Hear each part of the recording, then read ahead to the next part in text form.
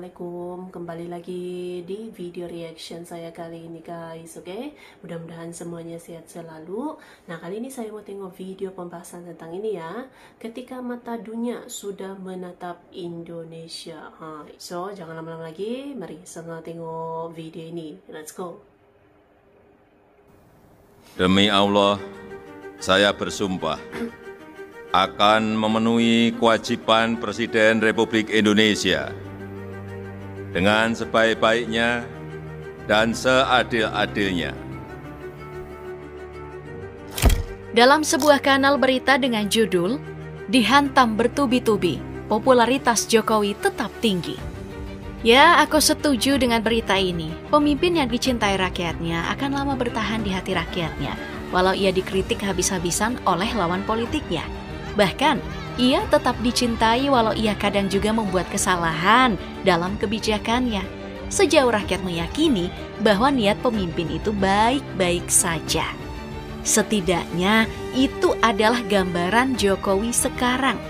Tapi, meski dihantam bertubi-tubi, sampai detik-detik terakhir masa jabatannya, approval ratingnya itu masih 82%.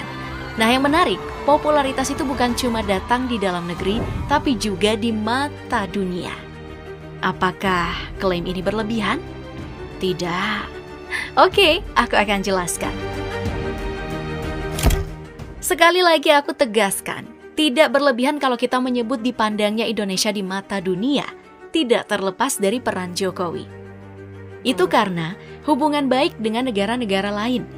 Ya, meski perawakannya selalu dipandang media asing sebagai sosok yang sederhana dan ramah, tapi banyak kebijakan dan keputusan Jokowi untuk Indonesia dinilai sudah memperlihatkan sisi tegasnya di mata dunia. Kalau kalian masih ingat, satu di antara kebijakan Jokowi di awal masa pemerintahannya yang dinilai sangat tegas itu adalah memperkuat sektor maritim dan perikanan Indonesia. Kapal-kapal ilegal yang melanggar zona tangkap ikan ditindak tegas dengan cara kapalnya diledakkan. Ledakan.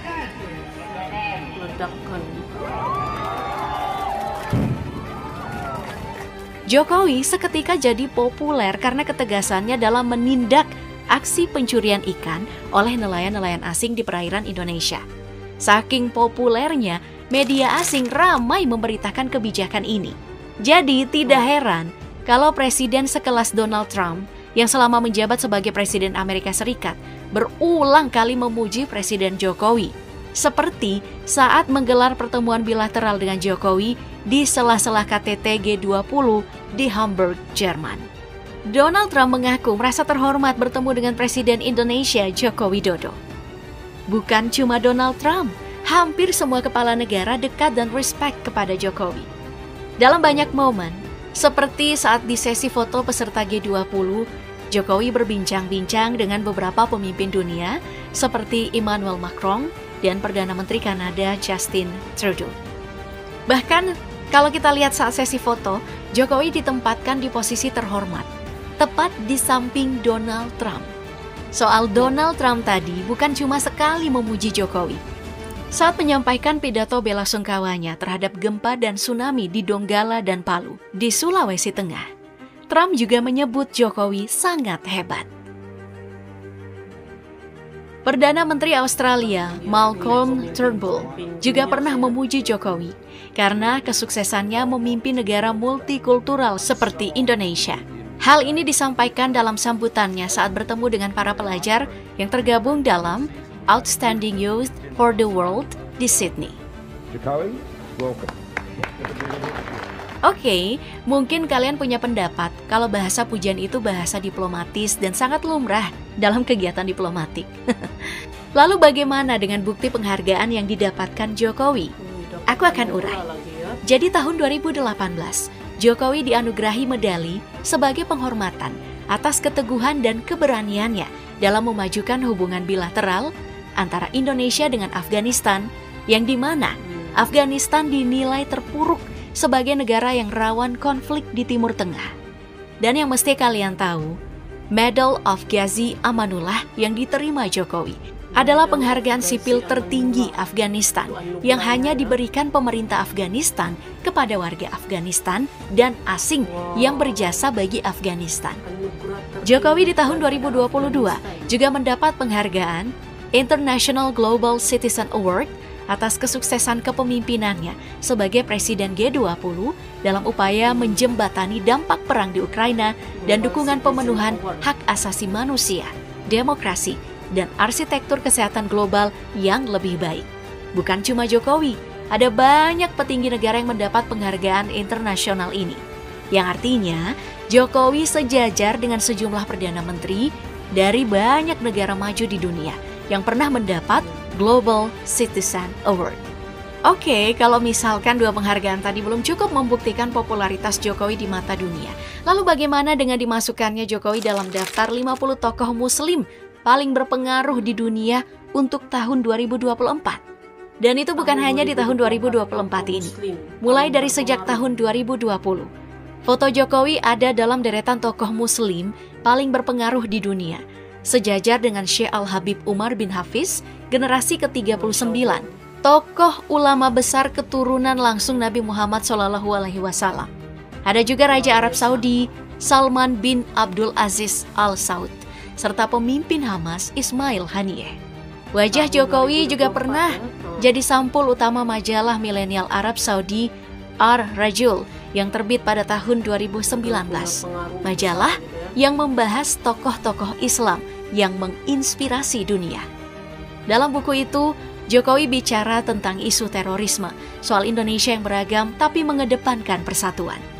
Pernah juga wajah Jokowi menghiasi sampul majalah terkemuka di Amerika Serikat, Time.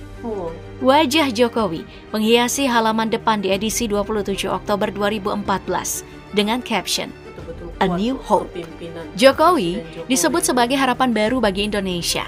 Jokowi juga dinominasikan oleh majalah Time sebagai Person of the Year, yang bahkan jadi orang Indonesia pertama yang dipertimbangkan dan dipilih sebagai salah satu kandidat yang sukses menarik perhatian pembaca majalah Time.